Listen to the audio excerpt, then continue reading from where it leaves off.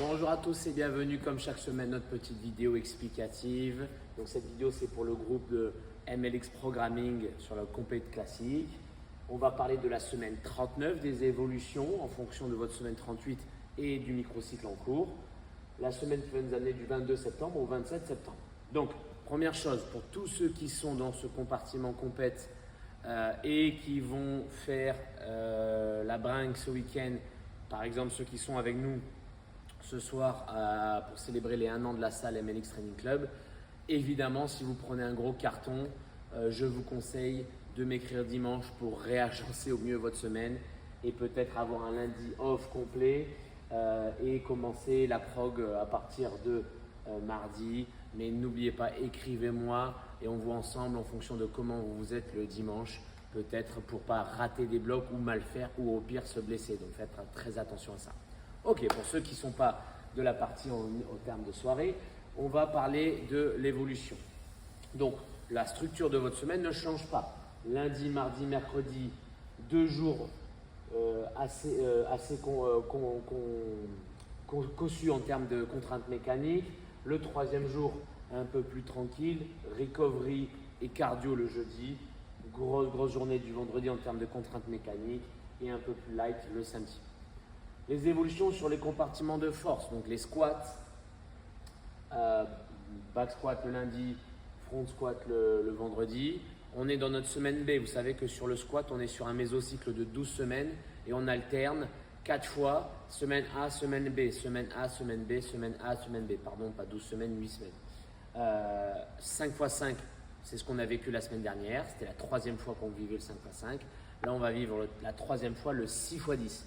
Donc 6 x 10, objectif être à 60-65% de vos RM. Ce n'est pas lourd, mais par contre il y a du volume, un peu moins de récupération, 2 minutes entre chaque série. Et l'idée là, c'est de vraiment faire un focus sur vos positions, la trajectoire de votre barre, la remontée de votre barre avec de la vitesse et le transfert au niveau des appuis. Il faut que tout soit carré. C'est un peu plus un squat où ça va demander des ajustements parfaitement techniquement pour qu'on puisse retranscrire après sur du lourd. Donc vous faites très attention à ça sur les squats de lundi et de vendredi.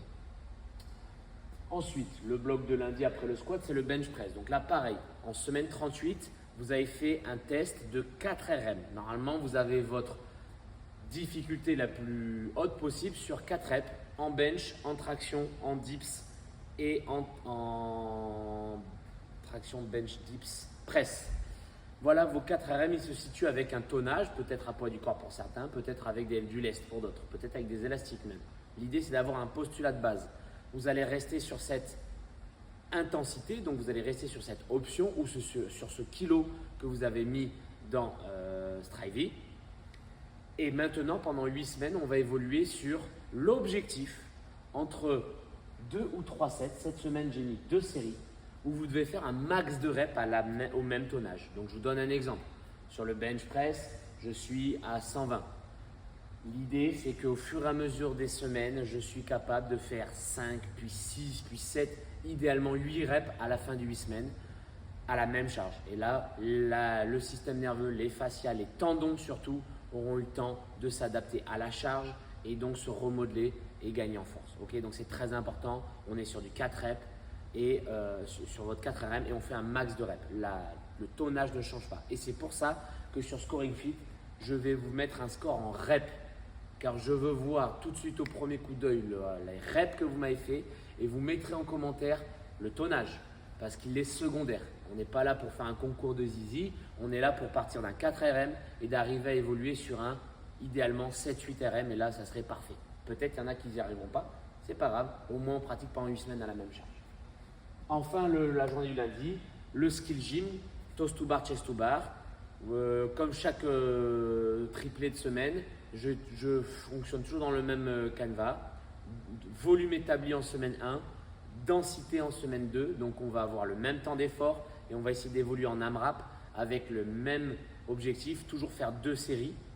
Une série, une autre série pour le mouvement toes to bar. Une série de chest, une deuxième série pour le volume de chest to bar. Sauf que là, vous n'êtes pas cadré par des minutes. Vous pouvez prendre quand vous voulez. Donc, prendre un peu d'avance. Et si vous arrivez à réaliser plus de 5 tours dans le même temps, vous avez augmenté tout simplement la densité. semaine 3 viendra l'intensité avec un vrai pic d'intensité sur ces formes-là. Mardi, snatch, on est toujours pendant 3 semaines dans notre recherche de notre 1RM ou notre personal base. On va suivre le même schéma, 3, 3, 2, 2, 2, 1, 1, 1, 1. Les pourcentages évoluent un petit peu. Grosso modo, être entre 94 et 100% avec une bonne forme, voire plus de 100% si vous êtes en on fire, et ça sera très bien. Dips, même principe, 2 séries max à votre charge de 4 RM. Le Metcon, où on va évoluer sur un sprint, sur du 2 minutes on, 2 minutes off, un coup de l'ergo, beaucoup de cal et le temps qui reste d'instant walk. L'autre coup, l'inverse, beaucoup d'instant walk et le max de cal dans le temps restant. Et dans le troisième, un petit AMRAP sur 2 minutes.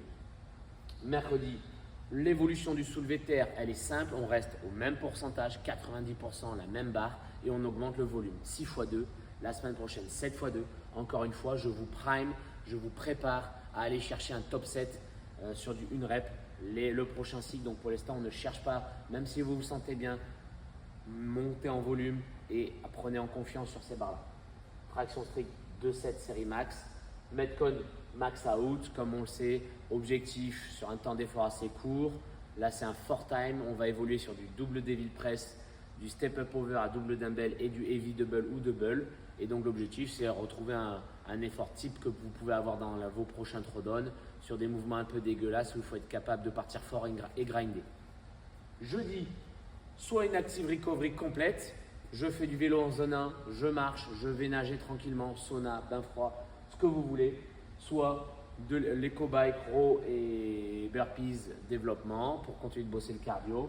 Ou cette fois-ci, on reprend exactement vos scores que vous avez fait en semaine 38.